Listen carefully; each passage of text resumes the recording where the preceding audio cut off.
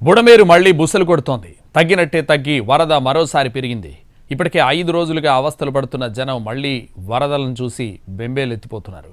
మరోవైపు బుడమేరుకు పడ్డ గండ్లలో 2 పూడ్చారు, ఇంకోటి యుద్ధ ప్రాతిపదికన పూర్తి చేస్తున్నారు. వరద తగ్గుముఖం పట్టి ఇప్పుడిప్పుడే ఊపిరి పీల్చుకుంటున్న బెజవాడను మళ్లీ బుడమేరు కలవరపెడుతుంది.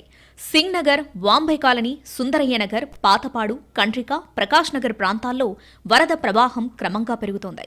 రామకృష్ణాపురం, రాజరాజేశ్వరిపేట ప్రాంతాల్లో వరద ప్రవాహం కొనసాగుతోంది. రాకపోకలకు స్థానికులు ఇబ్బందులు పడుతున్నారు.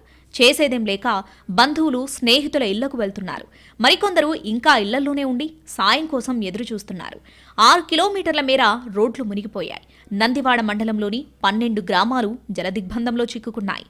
బుడమేరు వరద ఉధృతికి కొల్లేరు పరిసర ప్రాంతాలైన కైకలూరులోని కొన్ని లోతట్టు ప్రాంతాలు జలమయమయ్యాయి. స్థానికంగా ఉన్న కొత్తపేట పరిసర ప్రాంతాల్లోని నివాసాల్లోకి 3 అడుగుల వరద నీరొచ్చి చేరడంతో ఆ ఇళ్లల్లో ఉన్న వాళ్లు తీవ్ర ఇబ్బందులను ఎదుర్కొంటున్నారు. గత 2 రోజులుగా ఇదే విధమైన పరిస్థితి ఉందని ఆవేదన వ్యక్తం చేస్తున్నారు. ముంపు ప్రాంతమైన పాయకాపురం, రాజీవ్ నగర్, ఉడా కాలనీలో ఇంకా వరద ఉధృతి తగ్గలేదు. నీళ్లు లేక ఇబ్బంది పడుతున్నారు వరద బాధితులు. రాజీవ్ నగర్లో ప్రభుత్వ సహాయక చర్యలు లేవని, ఎలాంటి సాయం అందడం లేదని మహిళలు ఆవేదన వ్యక్తం చేస్తున్నారు. బుడమేరుకు పడిన గండ్ల పూడిక పనులు శరవేగంగా పూర్తవుతున్నాయి. ముంపునకు కారణమైన 3 గండ్లలో 2 గండ్లు పూడ్చారు. కీలకమైన 3వ గండికి యుద్ధ ప్రాతిపదికన పనులు సాగుతున్నాయి. ఎట్టి పరిస్థితుల్లో దాన్ని ఒక్క రోజులోనే పూర్తి చేయాలని భావిస్తున్నారు.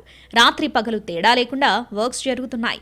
సీఎం అభ్యర్థన మేరకు గండిపడిన ప్రాంతానికి కేంద్రం ఆర్మీని పంపింది. వారి సాయంతో పనుల్లో వేగం పెంచారు. గండ్లను పూడ్చడానికి ఇప్పటి వరకు 1300 ట్రిప్పుల లోడ్ లారీల రాళ్లను తరలించారు. దాదాపు 50,000 మెట్రిక్ టన్నుల మట్టిని పోశారు. బుడమేరులో ఇప్పటికే 9,000 క్యూసెక్కుల వరద ప్రవాహం కొనసాగుతోంది. దీంతో పనులకు మాటిమాటికి ఆటంకం కలుగుతుంది. బుడమేరు ఎడమవైపునకు పడిన గండ్లలో 2 60 మీటర్ల పొడవున్నాయి. ఒకటి 100 మీటర్ల లెంత్ ఉంది.